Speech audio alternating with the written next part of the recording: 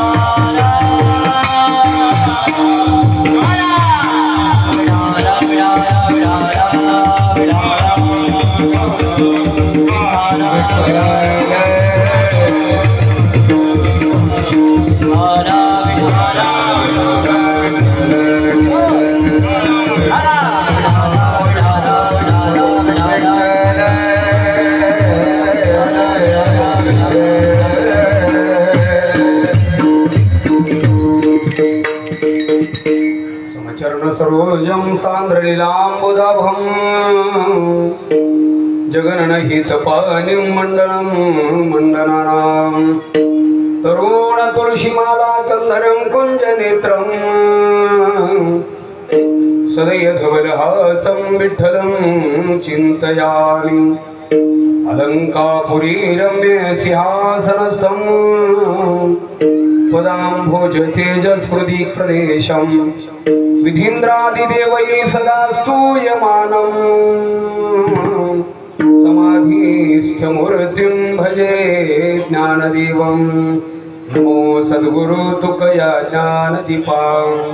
नमो सद्गुरु सच्चिदानंद रूपा नमो सद्गुरु भक्त कल्याण मूर्ती नमो सद्गुरु भास्करा पूर्ण कीर्ती पांडुरंगा करू प्रथम नमन दुसरे चरण संताचे त्यांच्या कृपादानी कथेचा विस्तारू बाबाजी सद्गुरु दास तुका काय माझी वाणी मानेल संताशी रंजवू चित्ताशी अपुरिया माझी वाणी तुझे वर्णी गुणनाम ऐसे देई प्रेम काही कळा मस्तक हे पायावरी या वारकरी संताच्या धन्य भावशील ज्याचे हृदय निर्मळ पूजी प्रतिमेचे देव संत म्हणती तेथे भाव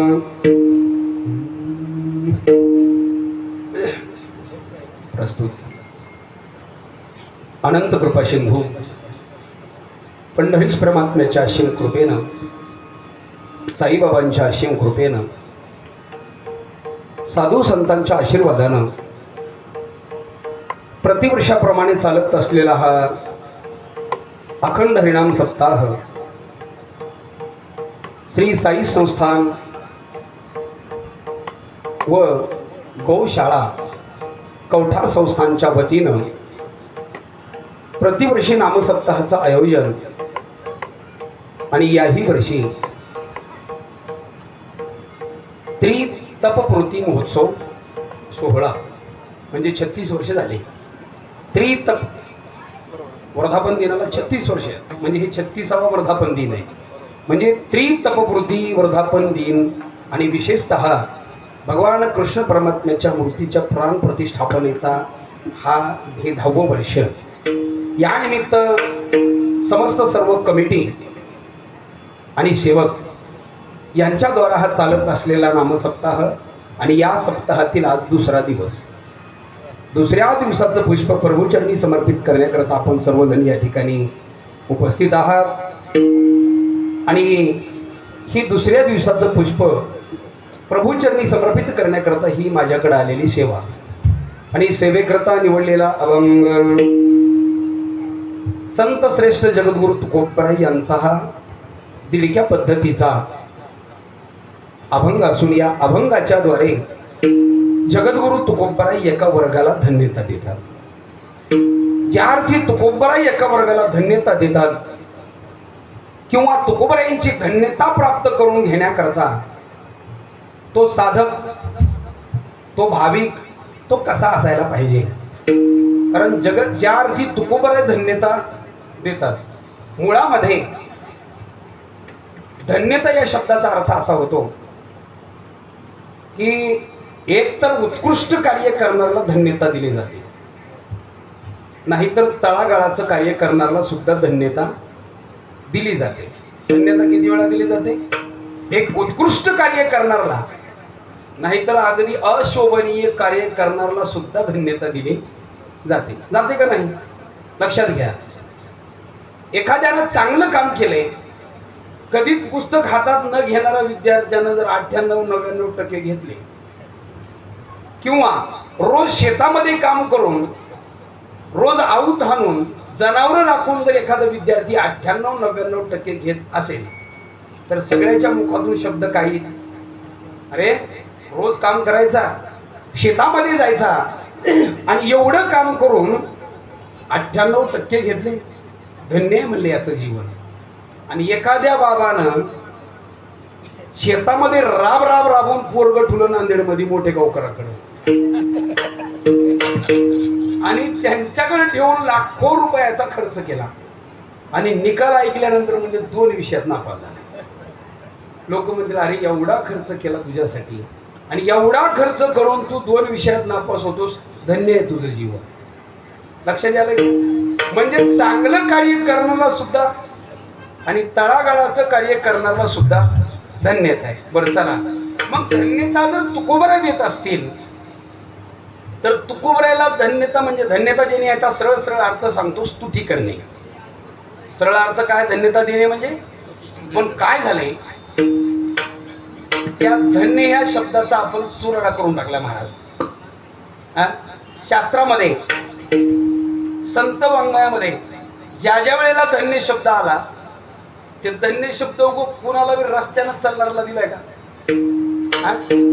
ज्या ज्या वेळेला शास्त्रामध्ये धन्य शब्द आला त्यावेळेला आश्चर्यजनक गोष्ट घडल्यानंतर धन्यता आहे, तोपर्यंत धन्यता नाही. मग धन्यता दिली. मला सांगा, एका तिथं असं हातात तंबाखू घेऊन जाऊ लागलं मंदिराच्या बाजूला, आणि दुसऱ्याने विचारलं, म्हणले हातात काय? म्हणले तंबाखू. मग खाऊन टाका ना. नाही म्हणले चुना बघा तुम्ही. आणि एकानं म्हणले दिला चुना. चुना लावितला बरीच म्हणला धन्यवाद. म्हणजे चुना दिला तरी धन्यवाद एवढा शब्द लहान नाही. मग धन्यता देणे या शब्दाचा अर्थ होतो सरळ सरळ स्तुती करणे. मग आम्हाला सांगा, स्तुती कुणाची करावी का कुणाची बी करावी? महाराज, कुणाची स्तुती करावी मला सांगा बरं. जाऊ द्या, स्तुती कुणाची करावी सोडून द्या. निंदा कुणाची करावी? कुणाची करावी? अहो, स्तुती कुणाची बी होत नाही. सरासरी आम्ही जिथं कीर्तनाला जातो, जिथं जिथं कीर्तनाला जातो त्या सप्ताहामध्ये भागवत कथाकार जे आहेत, ज्यांच्या अमृतमय वाणीतून आपण कथा श्रवण करतो, मला वाटतंय प्रवीण महाराज सोडले तर कीर्तनाला कुठलाच कीर्तनकार हजर नसतो. खरं आहे का खोटं आहे? ते रोजचीच माणसं आहे सगळे दिग्गज महाराज प्रवीण महाराजासोबत. पण जिथं बी कथा आहे तिथं आम्ही कीर्तनाला गेलो की महाराज उपस्थित असतातच. हे महाराजांच्या मनाचा मोठेपणा आहे. हे काय? नाहीतर आम्ही भागवत कराय, आम्ही कीर्तन ऐकायला जाऊ का? तिथं का तुला काय कथ्या घालालाय का कुराडी घालालाय महाराज? का काही मारा माऱ्याचा धंदा आहे का तिथं? आहे का नाही? परंतु नाही महाराज. चला, म्हणजे स्तुती कुणाची होते हे मी सांगलो. आता लक्षात घ्या, स्तुती कुणाची करावी? निंदा स्तुती करावी देवाची, निंदा स्तुती करावी देवाची, निंदा स्तुती करावी देवाची, निंदा स्तुती करावी देवाची, देवाची वरुणा मानवाची वरुणा, ओ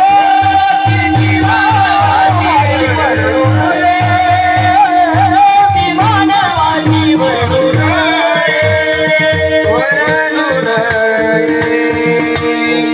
अथवा निंदा करावी देवाची.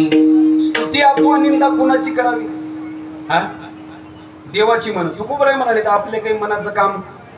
तुकोबराय म्हणले स्तुती बी करायची झाली तर देवाची करायची, आणि निंदा बी करायची झाली तरी देवाचीच करायची. केली ना, साधू संतांनी केली ना. स्तुती बी एवढी केली, देवा तू उदार कृपाळ.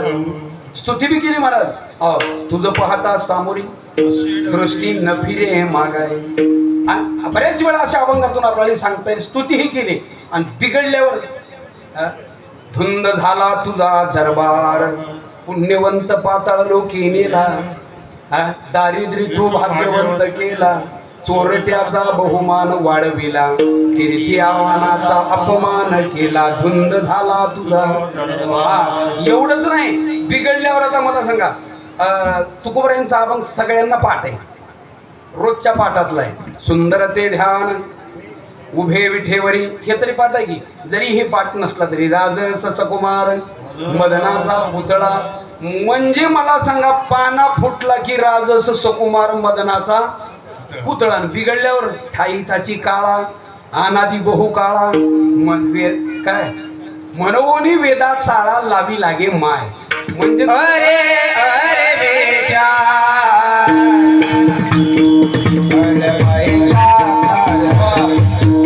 अरे हरे हरे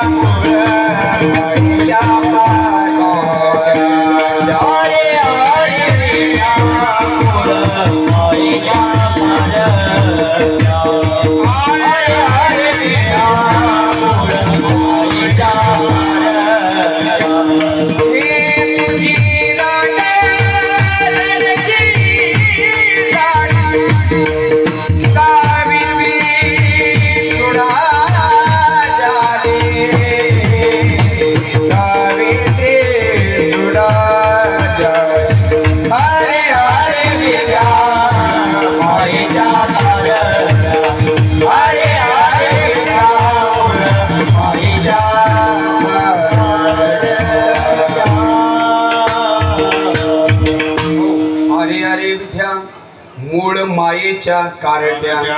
एवढंच नाही, तुझे गेले मडे तुला पाहोनी काळ रडे.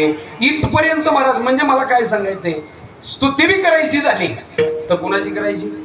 देवाची. आणि निंदा बी करायची झाली. बरं चला, सामान्य माणसाची जर स्तुती करायची झाली तर स्तुती सुद्धा पचली पाहिजे. काय काय देवा साहेब, स्तुती काय झाली पाहिजे? पचली पाहिजे. बऱ्याच जणाला स्तुती पचत, मग निंदा पचते का? अहो, निंदा तर कुणालाच पचत नाही. एखादं समजा निंदा करण्याच्या लायकीचं बी असलं, लायकीचं म्हणा, नालायक म्हणणं झालं, लायकीचं म्हणालो, निंदा करण्याच्या लायकीचं जरी असलं आणि त्याची निंदा केल्यावर त्याला वाटतंय का नाही मी त्याच लायकीचं आहे म्हणून? असं म्हणतंय का ते? हा, म्हणत नाही. मग मला सांगा, स्तुती केल्यावर नुकसान होते का नाही? मला सांगा, लायकी नसताना जर स्तुती केली तर त्याच्यासाठी ती घातक होते. त्याच्यासाठी ती काय होते?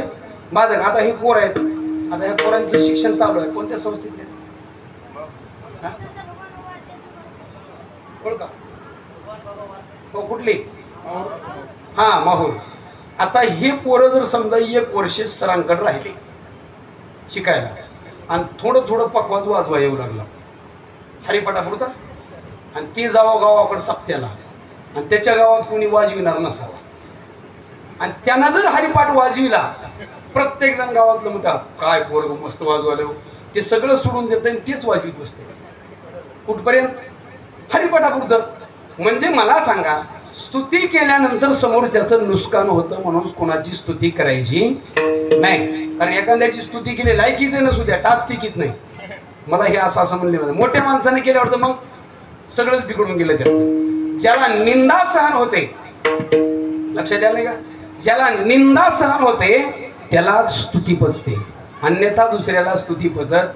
कधी कधी आपली जर समजा ती बाजू निंदा करून घेण्याजोगी असेल तर नक्कीच त्याचा स्वीकार करावा, म्हणजे केलेल्या स्तुतीला आम्ही पात्र होऊ.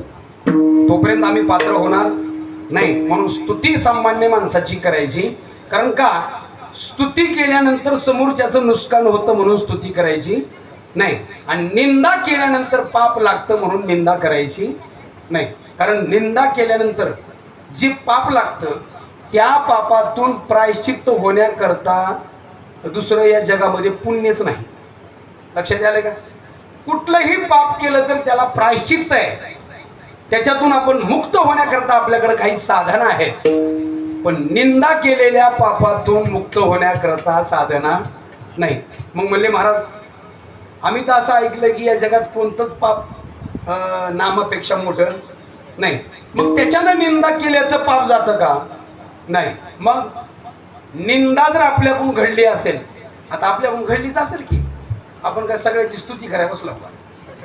हा, जास्त करून ती वरवट्यानं कुचायला जास्त 1 नंबर. आपलं कार्य क्रिया काहीच नाही, पण उगं बसलं की अमुक तसा, अमुक तशी, अमुक तस, हे असं चालतंय का नाही?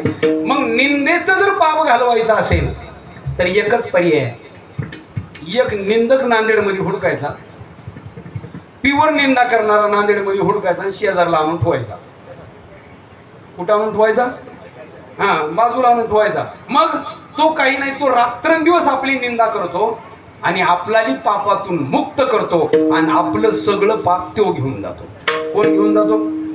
मग तसला आणायचा. मग तुकोबर काय येडे होते का? निंदकाचे घर असावे शेजारी असावे. आपण म्हणतोय उठलं की रोज आमचंच कुचालं, हे कधी जाते की? आपण त्याला घालवाय बघतो. तुकोबर म्हणले असावे शेजारी. मग निंदा केल्यानंतर पाप लागतं म्हणून निंदा करायची नाही. आजपासून निंदेला पूर्ण विराम. लक्षात आलं का? आणि स्तुती करायची तर आपल्या आत्म्याला लागून माघारी करायची, समोर करायची नाही. आता समजा आमच्यासारखे असल्या महाराजाची, महाराज काय कीर्तन चांगलं केलं हो, हे महाराज म्हणतोय उद्या, अरे मग मी काय 20,000 वाल्यापेक्षा कमी म्हणते का नाही म्हणते? बरं, चला तो विषय आपला नाही. पण निंदाही करायची असेल तर देवाची करायची, आणि स्तुती बी करावी वाटली तर इतराची. हा, निंदा अथवा स्तुती करावी देवाची, कीर्ती मानवाची वरून किंवा वर्णावी ते थोरी, एका विठ्ठलाची कीर्ती मानवाची वर्णू नये. सामान्य माणसाची. बरं, मग जर तुम्ही म्हणाल की महाराज निंदाही करायची नाही आणि स्तुती बी करायची नाही, आणि मग तुकोबरायांनी जी इथं स्तुती केलेली आहे या अभंगामध्ये धन्यता देऊन, ते कसं? अहो तुकोबराय तर स्तुती आणि धन्यता देण्याच्या लय लांब आहे. तुकोबराय म्हणले देवा आमच्याकडून 2 गोष्टी घडू देऊ नको. कोणत्या? नरस्तुती आणि कथेचा भिकरा हे नको दातारा घडू देऊ, हे नको दातारा घडू देऊ, हे नको दातारा घडू देऊ.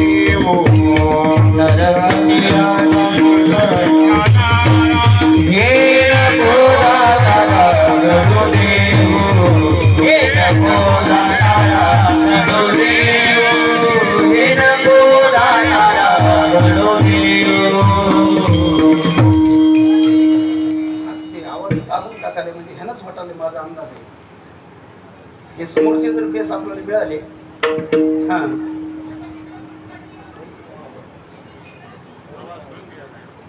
आवाज गोड आहे ना, काय आला असं गोड का चिडचिड काय? कारण आम्हाला दुपारी बी असलंच होतं. तुकोबराय म्हणले नाही, नरस्तुती आणि कथेचा भिकारा हे नको दातारा घडू देऊ, आमच्याकडून एवढं घडू देऊ नको. आणि मग असं म्हणणारे तुकोबराय जे या अभंगातून धन्यता देतात ते कुणाला देतात? स्तुती तर करायची नाही, आणि तुकोबरायने तर एक शब्द वापरून टाकलाय. हा कोणता शब्द आहे तो? धन्य भावशील, धन्य भावशील, धन्य भावशील, धन्य भावशील, धन्य भावशील, धन्य भावशील, धन्य भावशील, धन्य भावशील, धन्य भावशील, धन्य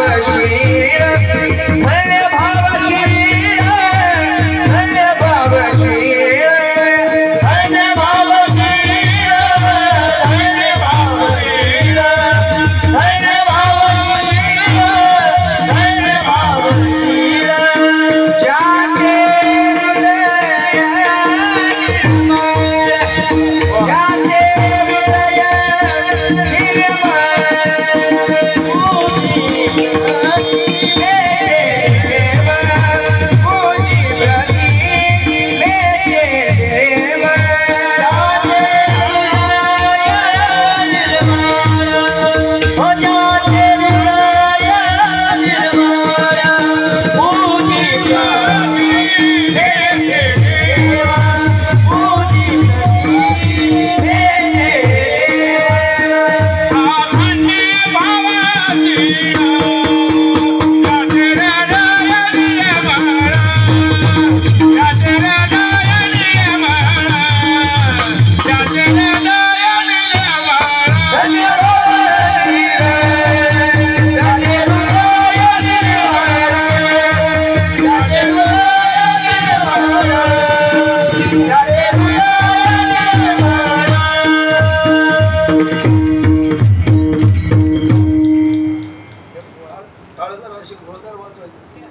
धन्यता तुकोबरायांनी दिली, लक्षात घ्या. पण कोण धन्य?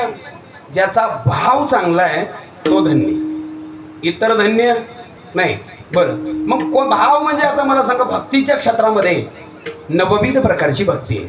श्रवणम, कीर्तनम, विष्णुस्मरणम, पादसेवनम, अर्चनम, वंदनम, दास्यम, सख्यम, आत्मनिवेदनम, ही नवविध प्रकारची भक्ती आहे. आणि याच्या नवविध प्रकारच्या भक्तीमध्ये अर्चनम म्हणजे देवाची पूजा करणे, आणि पूजेच्या मोबदल्यामध्ये तुकोबराय धन्यता देतात. त्याला शब्द तुकोबरायांनी वापरला, धन्य. मग आता पूजा बी करायची असेल, लक्षात झालं का? पूजा बी करायची असेल तर त्याला काय लागते? पूजेला पूजेला काय लागते? हा, पूजेला काय घेऊन जाता? पूजेला काय लागते नेमकं? हा, शेजारीने उठण्याच्या अगोदर तोडलेले फुलं, चोरलेले, शेजारीने उठण्याच्या आधीच फुलं चोरून देवाला घेऊन जाता की नाही? आता ते मला सांगा, चोरलेले फुलं देवाला आवडतील का? दुसऱ्याचे चोरून आणलेले फुलं आवडतील? नाही नाही, देवाला फुल सगळेच आवडतं. मोगरा आवडत नाही, जास्वंदी आवडत नाही, काय आवडतंय? कमळ. हा हा. मग अजून काय आवडतंय? देवाला फुल कोणतं आवडतंय? हा? मन हा मोगरा अर्पूनी ईश्वरा. कोणता मोगरा आवडतो? मनाचा मोगरा. मग पूजेला जात असताना सोबत काय घेऊन जाता?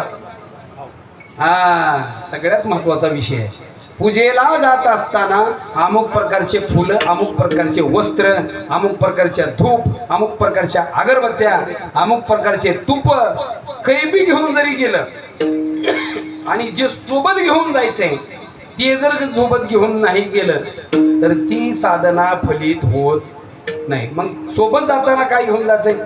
भाव. भक्ती बी करायची असेल तर भावे विन भक्ती, भक्ती विने मुक्ती, बळे विन शक्ती बोलू नये. देव पाहिजे असेल भावे विन देव.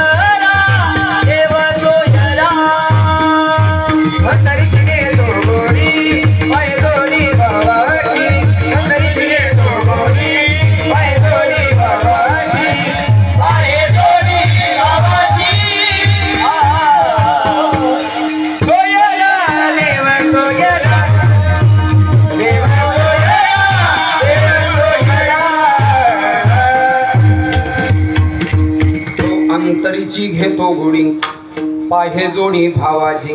त्याला फक्त भाव लागतो. बरोबर आहे. मग ज्याच्याकडं भाव आहे तो कोबराय म्हणतात ते धन्य आहेत. कसला भाव पाहिजे? एक उदाहरण सांगतो. हनुमंतराय राजाभिषेक झाल्यानंतर प्रभू सीतामातेच्या दर्शनाला गेले. आता सीतामातेच्या दर्शनाला गेल्यानंतर सीतामाता श्रृंगार करत होत्या. श्रृंगार म्हणजे मेकअप.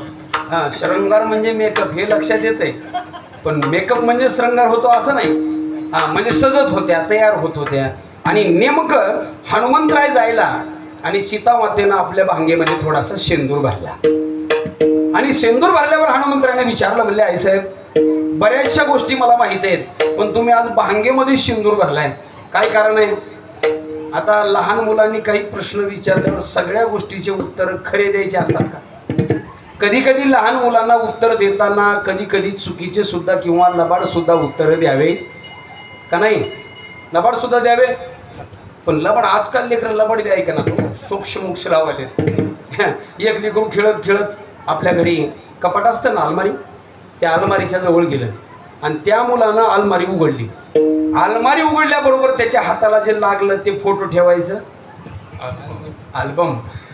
फोटो ठेवायचं काय लागलं? त्यानं फोटो तपासून बघितल्या, त्याच्यामध्ये जे फोटो होत्या त्या सगळ्या फोटो ह्याच्या आईच्या वडिलाच्या लग्नातल्या होत्या. सगळ्या फोटो तपासून बघितल्या आणि एवढ्या फोटोमध्ये ह्याचा फोटो कुठं दिसणं. ते पळतच गेलं बाबाकडे. बाबाला म्हणला, बाबा याच्यामध्ये सगळ्यांच्या फोटो आहेत आणि याच्यामध्ये माझा कसा फोटो नाही? आता बाबानं काय उत्तर द्यावं? बाबा म्हणले, बाळू हे फोटो काढले त्यावेळेला तू गावाला गेला होतास म्हणून तुझे फोटो नाही. कधी कधी लबाड उत्तर द्यावं लागतं. आई साहेबांना सांगितलं, हनुमंता हे बघ मी तुला खरं सांगते, मी जर माझ्या भांगेमध्ये इतकासा शेंदूर भरला तर भगवंताचं आयुष्य वाढते. बरं, इतकेशा शेंद्रानं आयुष्य वाढतंय. हनुमंतराय बाजारात गेले, शेंदूर घेतला आणि नकापासून डोक्यापर्यंत सगळ्याच अंगाला शेंदूर लावला आणि त्याच अवस्थेमध्ये प्रभूच्या दर्शनाला गेले. प्रभूने विचारलं, म्हणे हनुमंता काय आहे? हनुमंतराने सांगितलं, म्हणले हे मला विचारू नका, आई साहेबांना विचारा. जर इतक्याशा शेंद्रानं तुमचं आयुष्य वाढत असेल तर आम्हाला काय पाहिजे? तुमचं आयुष्य वाढावं एवढीच आमची इच्छा आहे. याला म्हणायचं भावप्रधानता. याला काय म्हणायचं? भावप्रधानता. असा ज्याचा भाव असेल त्याला तुकोबराय म्हणतात ते धन्य आहेत. धन्यभाव शील. आता लक्षात आलं की धन्यता कोणाकोणाला आहे?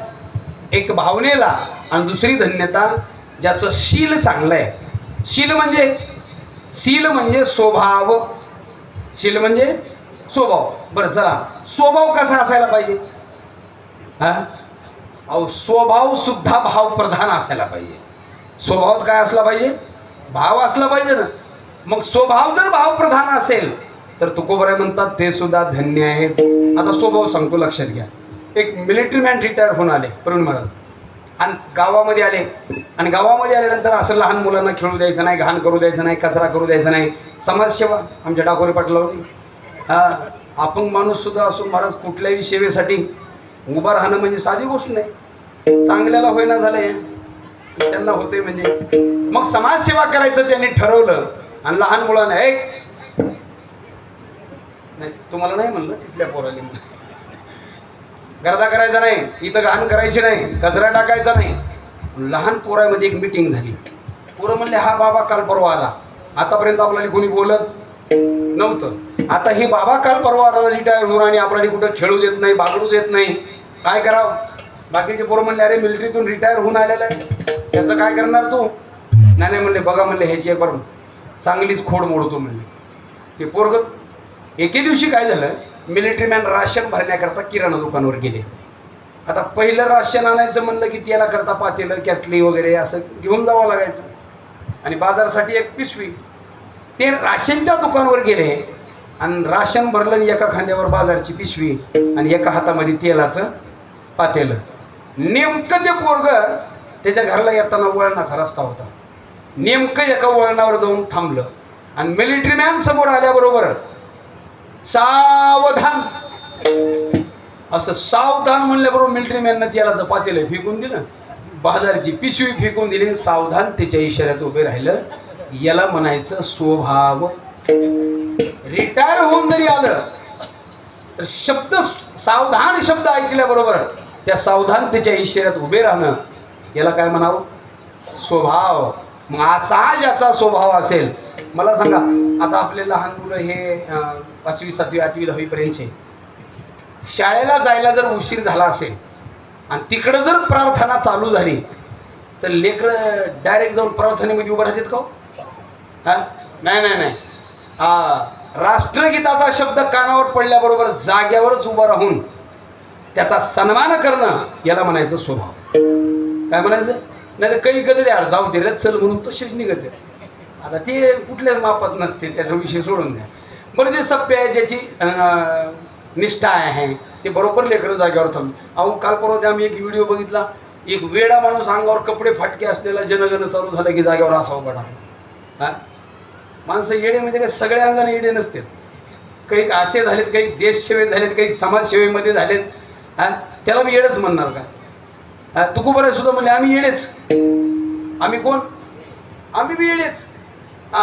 तुम्हाला माहीत नाही का म्हणले आम्ही बिघडून गेलेले आहेत. आम्ही कसे झालेले? बिघडून गेलेले आहेत. आम्ही बिघडलो, तुम्ही बिघडा ना. आम्ही बिघडलो, तुम्ही बिघडा. असं झालं का नाही? वेडा झालो वेडी याच्या गावा गेलो, किंवा वेडा झाला बोलून लालचा बोलो भक्तीशी. कुठं बी येडे झालं नाही. म्हणून तर आमच्या गावचं नाव पिशेवाडी आहे. आमच्या गावचं नाव काय? पिशेवाडी, गंगाखेड तालुक्यामध्ये. पिशेवाडी. आता कोणी म्हणा, लोक म्हणतात असलं कसलं नाव पिशेवाडी. पिस शब्द शास्त्राला विचारून बघा, लक्षात येईल. तुका म्हणे आम्ही परमार्थाचे लावी मना पिशे. जिथं महाराज ज्या परमार्थाचं वेड आहे त्याचं नाव आहे पिस, त्यालाच म्हणायचं वेड. मग मला सांगा, ते समाजसेवेसाठी जो वाहून घेतो ना, त्याचा त्या ठिकाणी त्याचा स्वभाव बनलेला असतो. एखाद्याला कसं असते बघा, अहो काय आता घरचे शिवाय देतात, घरची बायको असेल, लेकर असतील, याला येड लागलं हे का रुपया मिळत नाही, काही नाही, आपलं तिकडं उठलं की कार्यक्रमात चाललंय, उठलं की कार्यक्रमात चाललंय. गादेवर साहेबाचं प्रकरण मी 2 वर्षाखालीच ऐकलं होतं का? उठलं की तिकडं चाललंय, काय मिळ जात आहे त्याच्यामध्ये विनाकारण, असं म्हणते. बरोबर आहे का नाही? मग त्याला येड होऊन गेलंय असं म्हणतात का नाही? मग ते काहीच स्वार्थ